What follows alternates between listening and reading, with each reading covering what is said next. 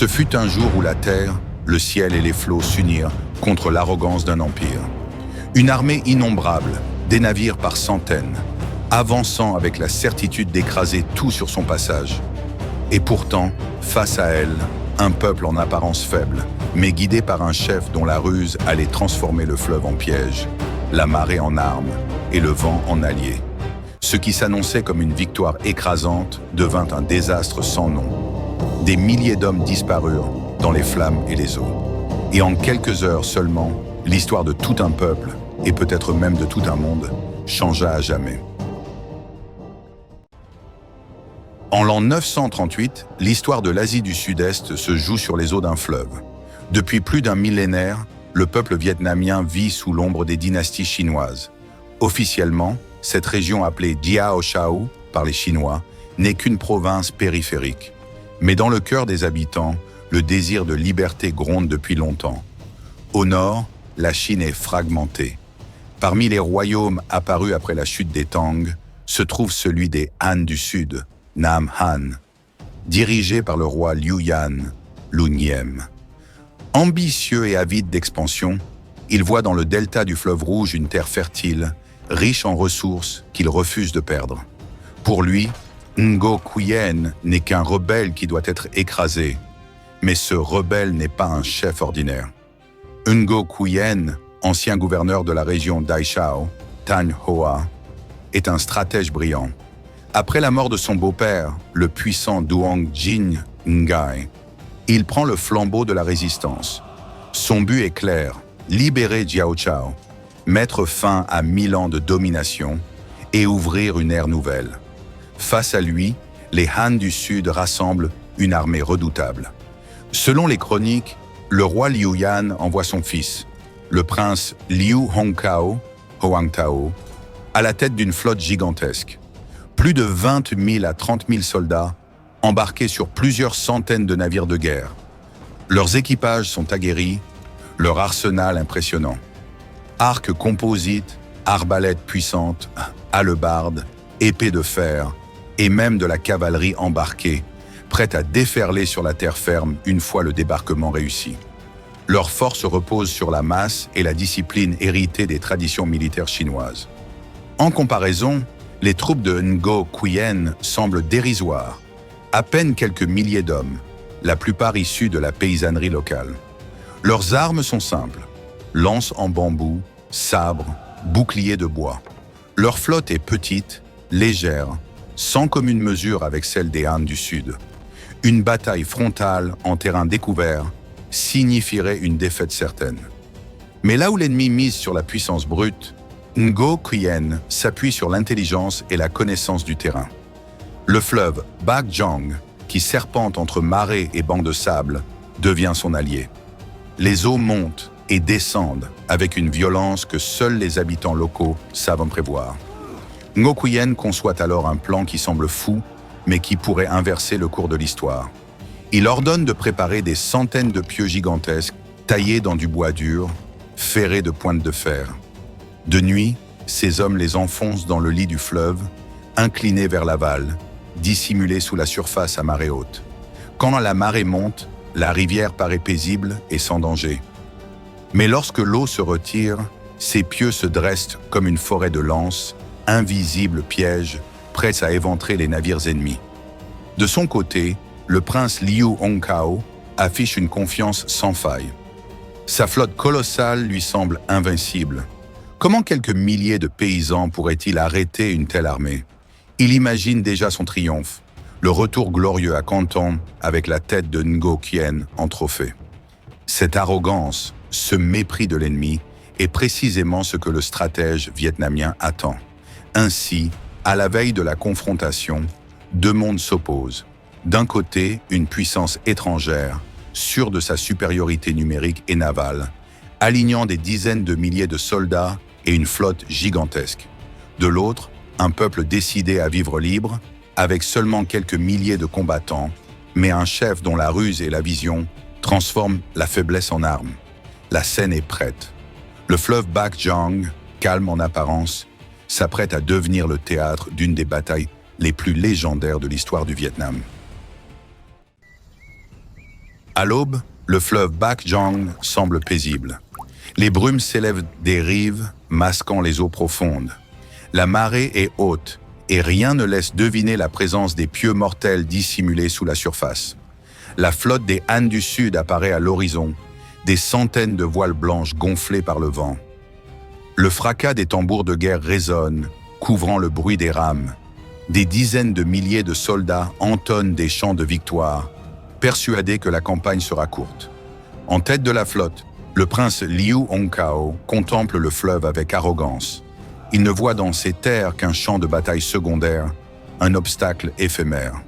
Mais sur les berges, les guetteurs de Ngokien observent chaque mouvement, prêts à donner le signal.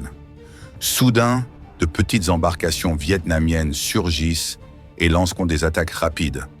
Elles frappent, puis disparaissent, ne laissant que confusion derrière elles. Les navires chinois, lourds et encombrants, peinent à réagir. Furieux, Liu Hongkao ordonne à toute la flotte de poursuivre l'ennemi plus en amont. Il ne sait pas qu'il s'avance droit dans le piège. À mesure que les navires s'engagent dans le fleuve, la marée commence à descendre. Lentement, imperceptiblement, l'eau se retire. Les premiers navires sentent la quille racler contre des obstacles invisibles. Puis vient l'instant fatal. Les pieux surgissent des eaux comme une armée de lances géantes. Le choc est brutal. Des dizaines de navires s'ouvrent en deux, leurs coques éventrées par les pointes de fer. Les soldats tombent à l'eau, hurlant, emportés par le courant. Les embarcations, piégées, s'entrechoquent dans un vacarme assourdissant. C'est alors que Ngo Quien lance l'assaut. Toute l'armée vietnamienne, cachée le long des rives, fond sur l'ennemi. Les tambours de guerre résonnent, les cris d'attaque s'élèvent. Les petites jonques locales, rapides et maniables, frappent les navires immobilisés, les incendiant avec des torches enflammées. Le fleuve Bakjang devient un enfer. Les archers vietnamiens criblent de flèches les soldats chinois, coincés sur leurs ponts. Les lances et les sabres s'abattent sur les hommes qui tentent de nager jusqu'aux rives. Les flammes se propagent de navire en navire, transformant la flotte des Han du Sud en un brasier flottant. Au milieu du chaos, Liu Hongkao tente de rallier ses hommes. Mais déjà son navire est bloqué, cerné de toutes parts. Le prince comprend trop tard la ruse fatale de Ngo Quien. La terreur s'empare des troupes Han. Leur nombre ne sert plus à rien. Dans ce labyrinthe de feu, de fer et d'eau, la discipline s'effondre. C'est la panique générale. La bataille n'est plus une confrontation entre deux armées. C'est une boucherie, une tempête de flammes et de sang. Le fleuve tout entier devient un cimetière. Le fleuve Bakjang n'est plus qu'un chaos de flammes, de cris et de sang. Les eaux autrefois paisibles se teintent de rouge, charriant des cadavres et des débris de navires. Les tambours chinois se taisent, couverts par le vacarme des coques qui s'éventrent et des hommes qui hurlent à la mort. Au centre du carnage, le prince Liu Hongkao lutte pour maintenir l'ordre.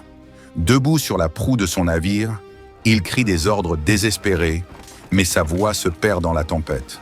Ses officiers tombent les uns après les autres, transpercés par des flèches, submergés par les flammes.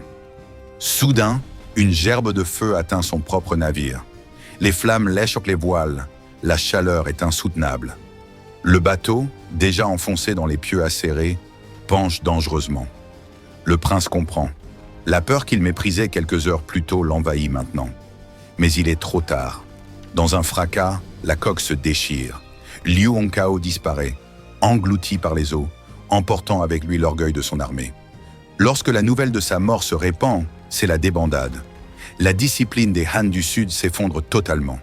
Les soldats, pris de panique, se jettent à l'eau, cherchant à nager vers les rives.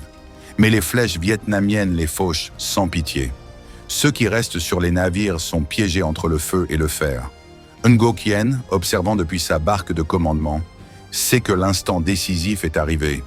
Il lève son sabre et toute l'armée vietnamienne redouble d'ardeur. Les jonques foncent, éventrent les navires déjà brisés. Les cris de guerre couvrent les râles d'agonie. En quelques heures, l'immense flotte des Han du Sud n'est plus qu'un champ de ruines. Des centaines de navires gisent au fond du fleuve. Des dizaines de milliers de soldats périssent. leurs corps flottant entre les pieux maculés de sang. L'armée qui se croyait invincible vient de disparaître, engloutie dans la boue et les marées du Bac Jang. Lorsque le silence retombe enfin sur le fleuve, il ne reste plus que des carcasses fumantes et des eaux souillées de sang. Le soleil se couche sur un champ de ruines. La flotte des Han du Sud, jadis si redoutée, n'existe plus. Des milliers de cadavres flottent encore entre les pieux de bois, sinistres témoins d'une armée anéantie. Le prince Liu Hongkao est mort. L'orgueil du royaume des Han du Sud s'est englouti dans les eaux traîtresses du Bac Jang. Lorsque la nouvelle parvient à la cour de Liu Yan, le roi est accablé. Son rêve d'expansion vers le sud s'effondre. Jamais plus les Han du Sud n'oseront franchir le fleuve pour soumettre ses terres. Sur la rive, l'armée vietnamienne exulte. Les soldats acclament leur chef Ngo Quyen, dont la stratégie a transformé la faiblesse en victoire éclatante.